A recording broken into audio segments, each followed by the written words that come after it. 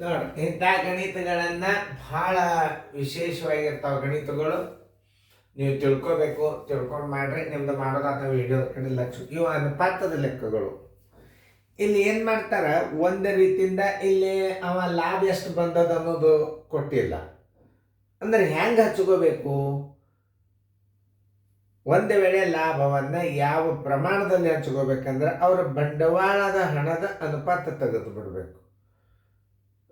ಅಂದರೆ ಅವ 7 ಪಟ್ಟ ತಗೋಬೇಕು, ಅವ 5 ಪಟ್ಟ ತಗೋಬೇಕು. ಬಂದ ಲಾಭದಾಗ 7 ಪಟ್ಟ ಅವಂಗ, 5 ಪಟ್ಟ ಇವಾಗ ಅನ್ನೋದು ಬಾಯಲೇನೆ ಬರ್ತದೆ. ಅದು ಹೆಂಗೆ ಕಂಡು ಹಿಡೋದು ನೀವು ಮಾಡಬೇಕು ಅನ್ನೋದು ಹೇಳೋದು.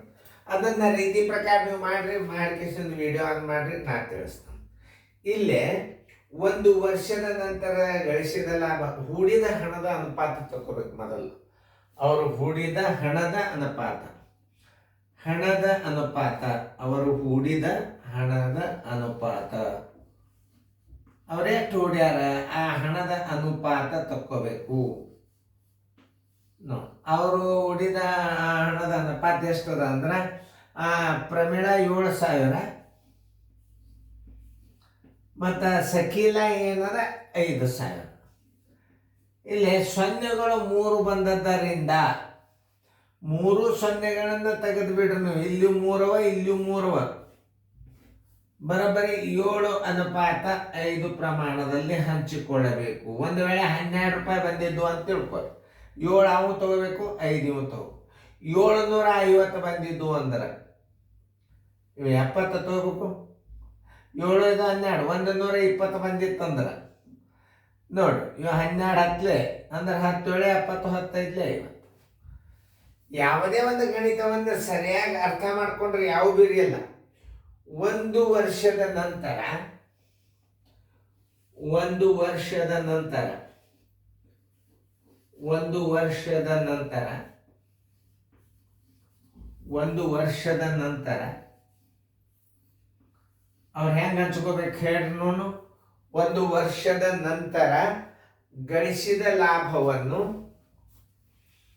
ಗಳಿಸಿದ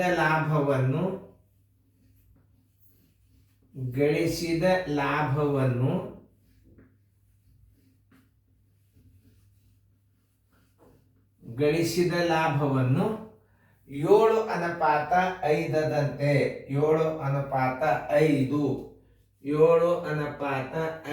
ಈ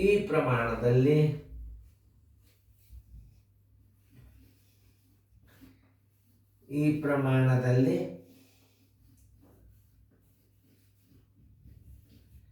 ನೀವು ರೀತಿ ಗುರುತಾತಂದ್ರೆ ಎಲ್ಲಾ ಗಣಿತಗಳನ್ನ ಮಾಡ್ತೇವೆ ನೀವು. 1 ವರ್ಷದ ನಂತರ ಗಳಿಸಿದ ಲಾಭವನ್ನು 7 ಮತ್ತು 5 ಪ್ರಮಾಣದಲ್ಲಿ ಹಂಚಿಕೊಳ್ಳಬೇಕು. ಹಂಚಿಕೊಳ್ಳಬೇಕು.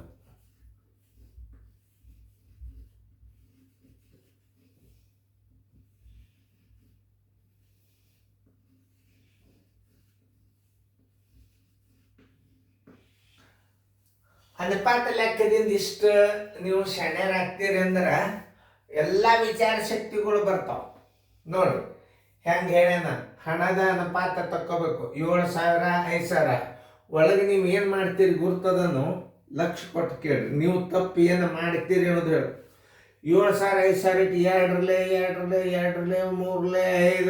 5 7 ಹಿಂಗೆ ಹೊಡ್ಕೋತ ಕೂಡುವುದರಿಂದ ಟೈಮ್ ಎಷ್ಟು ವೇಸ್ಟ್ ಆಗ್ತದ. ಇಲ್ಲಿ ಅನುಪಾತಗಳಂದ್ರೆ ಡೈರೆಕ್ಟ್ ಆಗಿ ಹೆಂಗೆ ತಕ್ಕೊಳ್ಳೋದು. ಇಲ್ಲಿ 3 ಸೊನ್ನೆವ, ಇಲ್ಲಿ 3 ಸೊನ್ನೆವ ತೆಗೆದು ಬಿಡ್ರಿ ಅವು ಸೊನ್ನೆಗಳನ್ನು. ಇದನ್ನು 2 3 5 ಬಾಗ್ಸೋದ್ ಕೂತರ ನೀವು ಇಲ್ಲಿ ಚಾಲು ಮಾಡಿದ್ರೆ ಇಲ್ಲಿ ತನಕ ಮುಗಿತದ. ನೀವು ಹಿಂಗೆ ಗಣಿತಗಳನ್ನು ತಿಳಿಸ್ತಿರ್ತಾರ. ಇದು ಹೊಸ ಪದ್ಧತಿ. OMR ದಲ್ಲಿ ಹೆಂಗೆ ಮಾಡಬೇಕು ಇದು ರೀತಿನೇ, ಇದು ಒಂದು ರೀತಿನೇ. ಇದನ್ನು ಹಿಂಗೆ ಹೆಂಗೆ ಮಾಡ್ಬೇಕಂದ್ರೆ ಇಲ್ಲಿ ಎಷ್ಟು ಸೊನ್ನೆವ, ಇಲ್ಲಿ 2 ಇಲ್ಲಿ 3 ಇತ್ತು ಅಂತ ತಿಳ್ಕೊರಿ, ತೆಗಿಬಾರ್ದು. ಇಲ್ಲಿ 2 ತೆಗೆದ್ರೆ ಇಲ್ಲಿ 2 ತೆಗಿಬೇಕು, ಇಲ್ಲಿ 1 ತೆಗೆದ್ರೆ ಇಲ್ಲಿ 1 ತೆಗಿಬೇಕು. ಎಷ್ಟು ಸೊನ್ನೆವ ಅಂತ ಎಲ್ಲ ತೆಗಿಲಿಕ್ಕೆ ಹೋಗ್ಬಾರ್ದು. ಇಲ್ಲಿ 3 ಸೊನ್ನೆವ, ಇಲ್ಲಿ 3 ಸೊನ್ನೆವ ತೆಗೆದ್ಬಿಟ್ರೆ 7:5. 1 ವರ್ಷದ ನಂತರ ಗಳಿಸಿದ ಲಾಭವನ್ನು 7:5 ಈ ಪ್ರಮಾಣದಲ್ಲಿ ಹಂಚಿಕೊಳ್ಳಬೇಕು. ಒಂದು ವೇಳೆ ಅದು ಬಂದ ಲಾಭ ಎಷ್ಟು ಇರ್ತದಲ್ಲ ಆ ಲಾಭಕ್ಕೆ ಈ ಅನುಪಾತದ ಮೊತ್ತದಿಂದ ಭಾಗಿಸಿ ಬಿಡ್ಬೇಕು. ಒಟ್ಟು ಲಾಭಕ್ಕೆ ಅನುಪಾತದ ಮೊತ್ತದಿಂದ ಭಾಗಿಸಿದ್ರೆ ಒಂದು ಅನುಪಾತದ ಹಣ ಸಿಗ್ತದೆ. ಬೇಕಾದಾಗ ನೀವು ಕಂಡು ಹಿಡಿಬೋದು. ಆ ಬಂದ ಅನುಪಾತಕ್ಕೆ ಒಂದು ಅನುಪಾತದ ಹಣಕ್ಕೆ ಈ ಅನುಪಾತಕ್ಕೆ ಗುಣಾಕಾರ ಮಾಡಿಬಿಟ್ರೆ ಅವರ ಪಾಲಿನ ಲಾಭವು ಅವ್ರ ಕೈಗೆ ಸೇರ್ತದೆ. ಇದು ಮುಂದಂತ ಗಣಿತ ಬಿದ್ದಾಗ ಮಾಡ್ಬೇಕು. ಈಗ ಒಂದು ಪಾಯಿಂಟ್ಸ್ ಹೇಳಿದೆ, ಒಂದು ಸ್ಟೆಪ್ ಬೈ ಸ್ಟೆಪ್ ತಗೊಳಿಕ್ಕೆ ನಾ ಗಣಿತಗಳನ್ನು ಚೆನ್ನಾಗಿ ಬಿಡಿಸ್ಕೋರಿ, ಬಿಡಿಸ್ರಿ.